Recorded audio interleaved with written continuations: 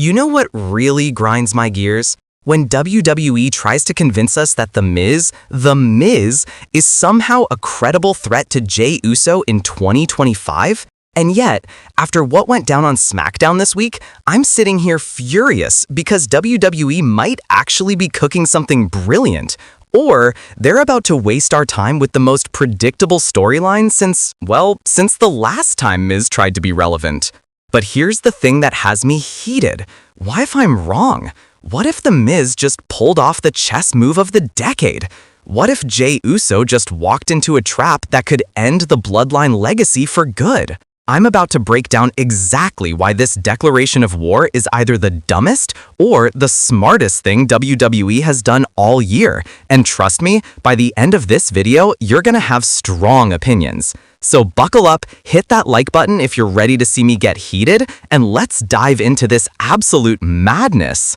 Alright, let's rewind the tape because context is everything, and WWE actually did some clever groundwork here. I'll give them that much. For weeks now, Jey Uso has been riding high on SmackDown. Main event Jey Uso, the people's champion who never actually held the championship. The man who finally broke free from Roman's shadow and became his own superstar.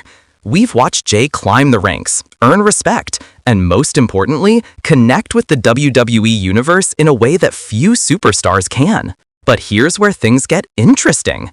The Miz has been lurking. And I don't mean lurking like a predator. I mean lurking like that annoying mosquito at a barbecue that you keep swatting away, but it keeps coming back. For the past month, Miz has been inserting himself into conversations, making snide comments on Miz TV, throwing shade at the bloodline legacy, and basically doing everything he can to stay relevant in a landscape where, let's be honest, he's been mid-card at best. Last week's SmackDown gave us the first real spark. Jey was cutting a promo about his journey, about breaking free, about being his own man. Emotional stuff, real stuff, the kind of promo that reminds you why we love this business. And then, of course, out comes The Miz with his stupid smirk and designer suit, interrupting like he's owed TV time. Miz did what Miz does best. He ran his mouth. He called Jey Roman's little sidekick. He said that without the bloodline, Jey is nothing. He claimed that Jey's entire career is built on riding coattails, and that when it comes to real star power, real Hollywood credibility, real championship pedigree, Jey doesn't measure up. Now, we all know Miz is the king of talking trash his back can't cash, but here's what made it different this time. Jey didn't immediately spear him. He didn't super kick him into next week. Instead, Jey laughed. He laughed in Miz's face and basically said, "You ain't worth my time, Oos." And that's when Miz's eyes changed. Fast forward to this week's SmackDown and we got a side of The Miz we haven't seen in years. Forget the comedy, forget the reality TV star, forget the guy who gets dunked on by every top star. This was calculated Miz, dangerous Miz. The Miz, who, let's not forget, was WWE champion, headlined WrestleMania, and has survived in this business for 20 years by being smarter than he looks. The show opened with Miz TV, but the set looked different. Darker lighting, no stupid graphics, just Miz, a microphone, and bad intentions. He called out Jey Uso, and when Jey's music hit, you could feel the tension in that arena. Jey came out confident, still riding that wave of momentum, still thinking this is just another case of Miz running his mouth. But then, Miz did something shocking. He showed receipts. On the Titantron, Miz played a highlight reel, but not of his accomplishments. No, this was genius and petty at the same time. He showed every time Jey took orders from Roman, every time Jey was sent home, every time Jey begged for acceptance, every time Jey was treated like a B player in his own family's dynasty. He showed Jey's pain, his suffering, his struggle. And then Miz twisted the knife. You think you're free, Jey? You think walking away from Roman makes you a main eventer? Look at that screen. That is your legacy. You're not a breakout star. You're a broken star pretending to be whole. And the saddest part? The WWE Universe feels sorry for you. They don't respect you. They pity you. The crowd went silent, not because they agreed, but because even though Miz is the heel, there was a sliver of truth in what he said that cut deep. Jey's expression changed. This wasn't funny anymore. This was personal. But Miz wasn't done. He didn't just attack Jey's legacy, he attacked his family. He brought up Jimmy, he brought up Solo. He even had the audacity to say that Roman Reigns was right to never trust Jey with anything important because deep down, everyone knew Jey would fail when it mattered most. So here's my declaration of war, Jey. I'm not just going to beat you, I'm going to expose you. I'm going to prove to everyone that without the bloodline, you're nothing. And when I'm done with you, the only thing people will remember is that The Miz, the guy you thought was beneath you, was the one who ended your little fantasy run. The place erupted. Jey got in Miz's face, and for a moment, we thought we'd get a brawl right there. But instead, Jey grabbed the mic and said 5 words that shook me. You just made a mistake, Uso. And then he walked away. No super kick, no spear, no physicality, just a promise hanging in the air like a storm cloud. Okay, let's talk about why this has me so conflicted, because I'm genuinely torn here. First, this is character work. Real, genuine, storyline-driven character work that WWE has been lacking lately. This isn't about who's got the bigger muscles or who can do the flashier move. This is about ego, legacy, and respect.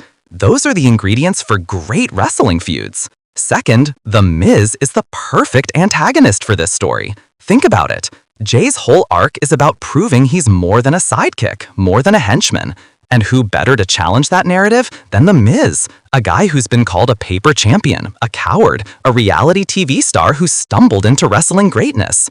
Both men are fighting to prove something, but in completely different ways. Third, and this is crucial, if WWE books this right, this feud could elevate both guys. Jey gets to show fire, intensity, and killer instinct without Roman's shadow. Miz gets to show that he can still be a credible heel when given real stakes and motivation. Win-win, right? Plus, let's not sleep on Miz's in-ring psychology. Yeah, he's not doing 450 splashes or submission chains, but the man knows how to work. He knows how to get heat. He knows how to make you care about seeing him get his face punched in. And right now, I want to see Jey punch his face in, which means it's working. But here's where I get nervous. WWE has a horrible track record of starting hot feuds and then fumbling them in the finish. How many times have we seen promising storylines get derailed by random tag matches, distraction finishes, and go-home shows that kill all momentum? If this ends with Jey beating Miz in 3 minutes on a random Smackdown, this whole thing was pointless. If this becomes comedy Miz trying to sneak attack Jey with a briefcase every week, it devalues everything they just built. And here's my biggest fear. What if WWE is using Miz as a transitional program because they don't have anything better for Jey right now? What if this is just filler until they figure out the real WrestleMania plans? Because if that's the case, both guys get hurt by this. Jey looks like he's stuck in the mid-card. Miz looks like the same old gatekeeper. And we, the fans, waste our time getting invested in something that doesn't matter. Alright, WWE, if you're listening, and I know you're not, here's exactly how you save this and make it legendary. Step 1. Give Miz backup. Miz can't win this alone, and that's okay because he's a heel. Bring in Morrison, bring in new allies. Heck, bring in Ciampa, who's been doing nothing. Give Miz a faction that makes Jey's life hell. This isn't about Miz being stronger than Jey, it's about Miz being smarter, more calculated, more prepared. That's way more interesting. Step 2. Make Jey vulnerable. The reason this promo worked is because Miz exposed Jey's insecurities. Lean into that. Show Jey doubting himself. Show him having nightmares about falling back into old patterns. Make us worry that maybe, just maybe, Miz is right about something. Vulnerability makes heroes human, and human stories are the ones we remember. Step 3. Build to a stipulation match. This can't end in a regular one-on-one. We need stakes. Career versus career. Loser leaves Smackdown. Falls counts anywhere where they destroy each other. Give us a reason to care about the outcome beyond just who wins this week. Step 4. Let it breathe. Don't rush this. Let it simmer for weeks, even months. Let the hatred build. Every week should add another layer. Every promo should twist the knife deeper. This isn't a microwave feud. This needs to be slow cooked to perfection. Step 5. Commit to the finish. Whether Jey wins or, plot twist, Miz somehow pulls off the upset with the most heinous heel tactics imaginable, the finish needs to mean something. It needs to change both characters moving forward. No cheap roll-ups, no DQs, a definitive ending that we'll talk about for months. If WWE does these 5 things, this could be a dark horse feud of the year candidate. If they don't, well, we've seen this movie before, and it doesn't end well. Here's what really has me thinking though. This feud is a reflection of where WWE is right now with storytelling. Are they committed to character-driven, long-term narratives, or are they still chasing quick pops and social media moments? Jey Uso represents the new era of WWE, talent breaking out, finding their voice, connecting with fans organically. The Miz represents the old guard, veterans who've been through every era, who know every trick, who refuse to fade quietly into the night. This isn't just Miz versus Jey. This is old WWE versus new WWE. Tradition versus evolution. Calculated star-making versus authentic connection. And that's why this matters more than it seems on the surface. This is WWE asking us, the audience, what do we value? What do we want? Who deserves the spotlight in 2025? The answer we give, through our reactions, our engagements, our investment, will shape WWE's direction for the rest of the year. So yeah, I'm heated because the stakes are actually higher than a simple rivalry. This is about WWE's identity moving forward. Look, I'm not going to lie to you. Part of me is skeptical.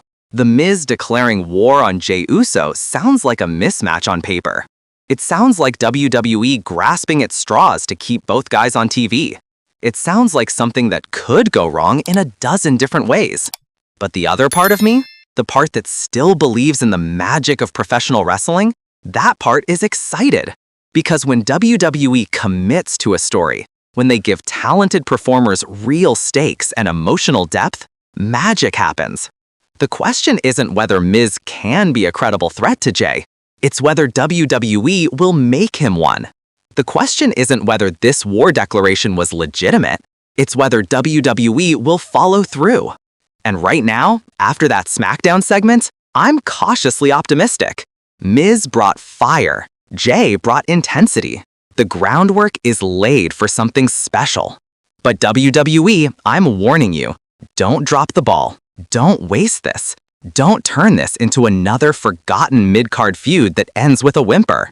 You've got our attention. Now do something with it. Because if you do this right, you won't just elevate Jey Uso and The Miz. You'll remind us why we fell in love with wrestling in the first place. You'll give us characters we care about, stories that matter, and moments we'll remember forever.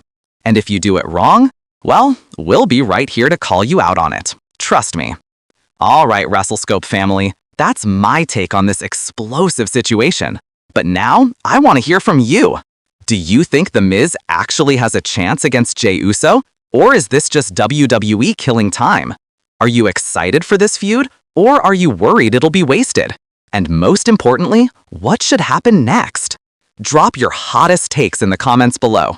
I read every single one, and the best ones might get featured in our next video. If you enjoyed this breakdown, smash that like button. It genuinely helps us reach more wrestling fans like you. If you're new here, hit that subscribe button and turn on notifications so you never miss our WWE breakdowns, predictions, and hot takes. Share this video with your wrestling crew, because I guarantee they have opinions on this, and we need to hear them all. I'm fired up about where this storyline could go, and I want you to be part of the conversation. Until next time, this is WrestleScope. And remember, in wrestling, anything can happen, but only if WWE lets it.